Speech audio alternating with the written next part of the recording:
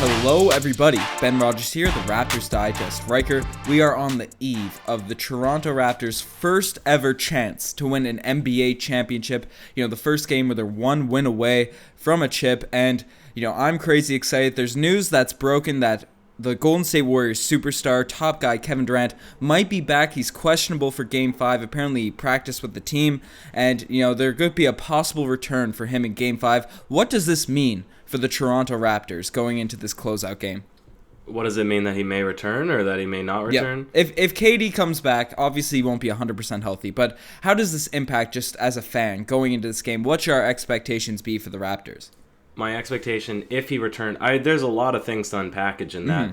Because for the Warriors, if he could come back and even be a fraction of his defensive self, then it improves their ability, because Serge Ibaka in the previous game, he was really uncontested at the rim, and Kevin Durant being the best shot blocker, the best defensive player on the Golden State Warriors for interior defense, having him back would completely...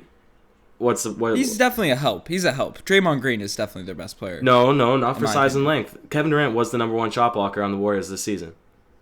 Yeah, but I'd still rather have Draymond Green guarding the big man on the other team if I was a Warriors fan. But that's a fair point. No, because Draymond Green is still very short compared to a guy like Marc Gasol and a guy like Pascal Siakam. He's a much smaller defender. Now, I'm not taking credit away from his defensive ability. I'm just saying that they're able to do different things because you can camp out Kevin Durant for the most part in the key because of his length. And so that would help them. Yeah. But in terms of everything else, what impact would he make on offense?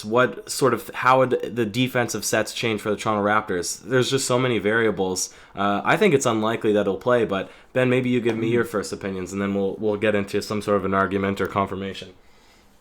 Yeah, so obviously he will impact the defense. I'd still, whether he be on Serge Ibaka, Marc Gasol, the bigger guys, or a guy like Kawhi, an extra defender on him, he'll definitely be an impact on there. But on the offensive end is where Kevin Durant really just shows his talents. In these NBA playoffs, he's averaging 34 points per game, which is a ridiculous number, even for a superstar the likes of him.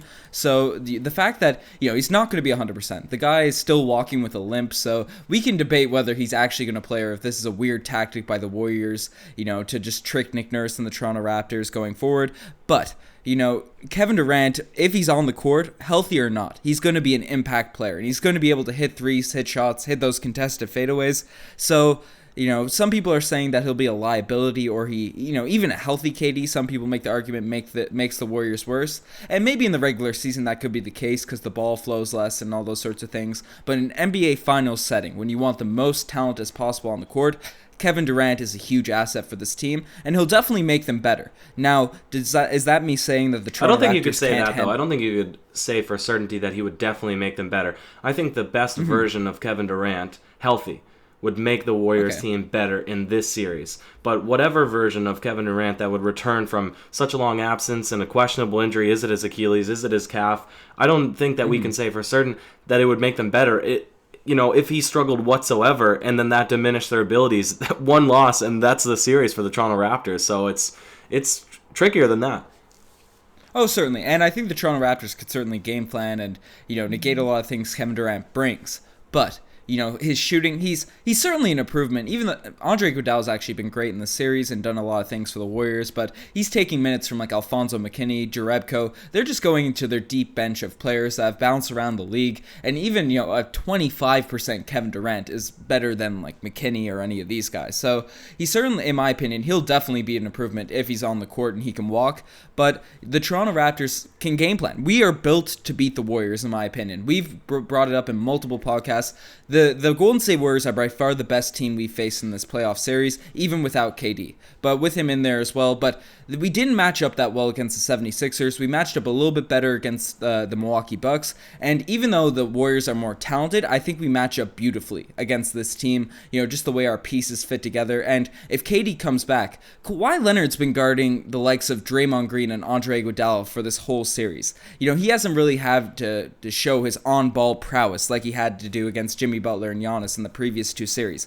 I think if we switch Kawhi Leonard onto KD, he'll be able to, not stop the guy completely, but certainly negate a lot of the offensive things he does on the court. Well, this is exactly the point, Ben.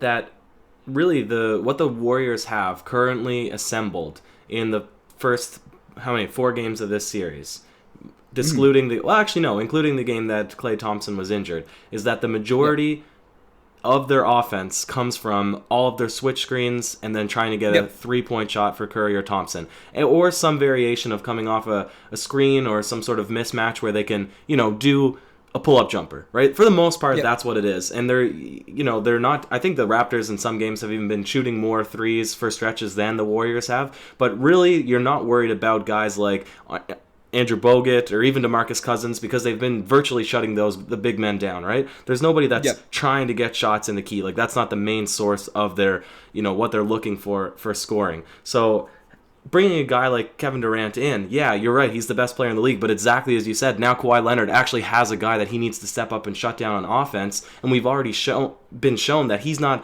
having to handle the main 2 places where the offense is coming from for the Warriors in Curry and Klay Thompson. The guys like Fred VanVleet, Lowry, Danny Green, they've all shut them down. So there's no worries on that front because you're not switching the matchups whatsoever with the introduction of Kevin Durant. No, certainly. I think there's a lot of people coming out and saying that if KD comes back, it's over for the Toronto Raptors. They swept the Cavs of last season. There's a lot of that talk, but I think even with a healthy Kevin Durant, the Raptors, I said in the preview, I thought the Raptors were going to win whether KD played or not, and I think, especially where he's coming back injured, we'll be able to certainly manage the offensive onslaught that the Warriors bring when they're fully healthy, because, a lot of these games they played in the finals, they played really well, and a lot of the media and all these sort of, talking heads have downplayed the fact that Steph Curry has had an amazing NBA Finals. He's averaging 30 plus. He's just hitting shots left, right, and center. You brought up the point how their offense relies on the gravity of guys like Steph Curry and Klay Thompson to, get some open shots for the guys down low. But the main source is just to get the shots from the 3-point line open for themselves, their gravity, so people have to switch. And then, it's hard to make perfect switches every possession. So, the Warriors scored the same amount of points in the first 3 games. They were completely locked down in Game 4 because the Toronto Raptors completely just took a haymaker at them after the second half, or start the second half, in the Game 4. So I think even with KD back, we'll be able to manage the offense. Their defense might improve, but the way the Toronto Raptors are rolling, everything should be fine. But yeah, I still expect the Toronto Raptors to take Game 5, whether or not KD's playing. But Ryker, do you think he's actually going to come back? Because they've been teasing, the NBA loves drama. The people in the news, and even people that follow this channel, we love to, talk about the drama, talk about everything. That's a huge asset to the league, and it's such a fun thing to follow. But do you think this is just something Steve Kerr's putting out there so people could talk about it and make some drama and stir up some things with Nick Nurse? Or do you think he'll actually come back and play? Well, it's not causing drama for Nick Nurse. It's being strategic for Golden State Warrior camp because you're now, if you completely discount Kevin Durant, you say he's confirmed not playing for the next game. Now, they don't need to spend any time in saying, what the hypothetical defensive sets would be, etc. So it's smart to just leave him. I assume that we won't hear for conclusively whether Kevin Durant will be playing very soon before tip-off starts. But I don't see him playing. This is the 3 scenarios that I saw going into the series, is that he actually legitimately has an injury, okay? And that could be one scenario. 2, he has an injury, but his mind is sort of on the way out. He wants to do free agency. He knows he's not going to come back as a Warrior, so he's doing like a Kawhi Leonard type thing where he just doesn't really want to play. There's no sense. Now Kawhi, he actually was, as he says, more injured than what the Spurs were demanding of him, and that's a big reason that he was pushed away. And then the third option was, I was thinking maybe he was saving himself because he is a guy that loves to be on social media. He loves to react back. He's like maybe the most sensitive player in the NBA for letting fans and commentators let their opinions really affect him. And I was thinking, maybe he wants to allow the Warriors to go down. So if he comes back, there's no more arguing whether or not they're better with or without him. But I don't think that that's really his MO. I don't think he's going to try to swoop in now as a savior for Game 5. It could happen. And I would treat this as the Raptors a do-or-die game, because if he comes back and they win, it's going to be hard moving forward. Yeah, no, it's certainly a big game 5. We want to take this one because if Katie's healthy, or, relatively healthy, and we have to go back to Golden State, that'll be a tough game. And then, game 7, you never really know what's going to happen. I still have faith in Toronto Raptors no matter if we drop it or win it, but that's how it goes. We won't speculate onto that until after the game happens. But there's also been news. You brought up the point of sensitivity with Kevin Durant. And yes, there's a whole lot of factors that come into play there as well. But there's also been reports that the Golden State Warriors teammates have kind of been calling Kevin Durant out about, they're confused. The word was confused as to what his injury is because, Boogie Cousins came back from injury. Kevon Looney played with a broken collarbone in the last game. It looked like by the end of it, every time he was on the court, he couldn't raise his shoulder up. It was kind of ridiculous how he was on the court. And there's kind of some speculation that inside the Warriors locker room, they're a bit angsty as to why Kevin Durant isn't playing. So maybe that angst, that pressure will make him play, or maybe it will discourage him to play more. You never really know how players are going to react to that. He certainly has a legitimate injury, so we don't know the severity, or you brought up all the specifics, but if I were to make a bet, if I were to make just an expectation, I don't think he's going to play. And that's just my gut, my hunch feeling, because they've been saying, they were talking about Game 5 like they were talking about Game 2. How the American media, the tweets and all that, people were expecting him to come back earlier in the series. They were using the same sort of diction, the same sort of wording on his tweets, and he still hasn't come back. If anyone that's played sports, there's a big difference between practicing and actually playing in an NBA Finals game. And he's only been through one practice, and we're not really sure to what extent. I don't expect him to play, Riker. Well, I'm not in his brain, right? And like we said, it's been well documented that there has been ups and downs with his time on the Golden State Warriors, and that's leading a lot of speculation, a lot of conjecture to believe that he might be on his way out, right?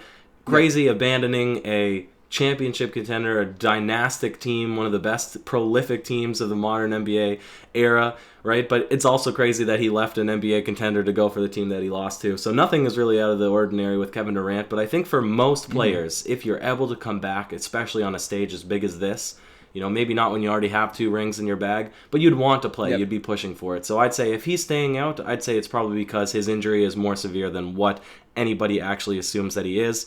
That's my running hypothesis, and I think that this injury actually is more severe to that exact point. So I would agree with you. I don't imagine that Kevin Durant will be playing, but I don't think that we'll hear about it until 5 minutes before tip-off.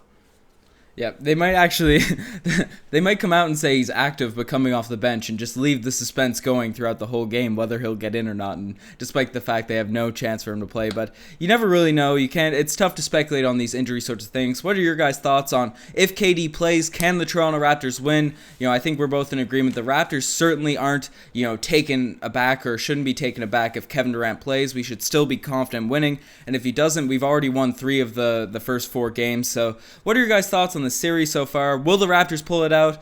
Riker, they're the best for making it this far. Check out the Twitter, the Instagram, all that cool stuff. You have any last words? Big game 5. Hopefully it's the last game because I want to see the celebrations downtown Toronto. I want to stop staying up so late to watch these darn games. But more than anything, I want to see a championship brought up north, man. Not really up north, not laterally compared to other NBA teams, because I actually just looked at the map and apparently Toronto's not actually that high. But it'll be really something special tomorrow night, Ben. Something special. Gotta get this dub, Riker. Gotta get this dub. Hey, cheers.